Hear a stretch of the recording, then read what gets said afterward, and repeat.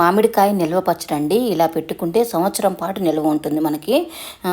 ముందుగా ముక్కలు కట్ చేసుకోవాలి. ఇవి 7 కాయలకు నేను చెప్తున్నానండి. 7 చిన్న కాయలే ఇవైతే వచ్చినాయి. తర్వాత మనం కట్ చేయించుకొని ఇంటికి తీసుకెళ్ళినాక లోపల జీడి అని ఒక పొరలాగా ఉంటుందండి. అది తీసేసుకోవాలి టెంక మీద నుంచి.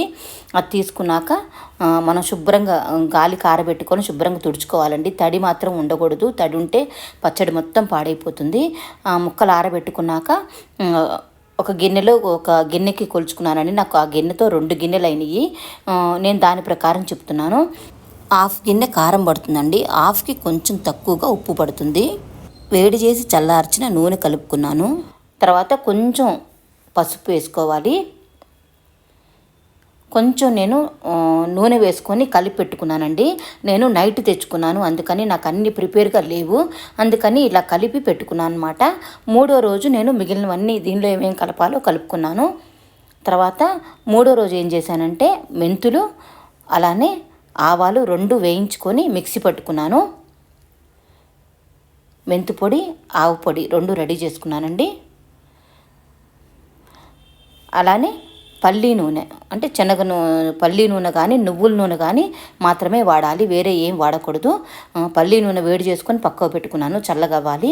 ఇక్కడైతే నేను ఆ రోజు బట్ట కట్టి ఇట్లా తాడు కట్టి పెట్టుకున్నానండి, పైన మూత పెట్టుకొని. ఈరోజు అది తీసేసేసి ఇవి కలుపుకున్నాను. మెంతుపిండి 2 స్పూన్లు, ఆవపిండి 3 స్పూన్లు కలుపుకోవాలి. 7 కాయలకి నేను చెప్తున్నానండి. 7 చిన్న కాయలకి నేను చెప్తున్నాను కొలతలు.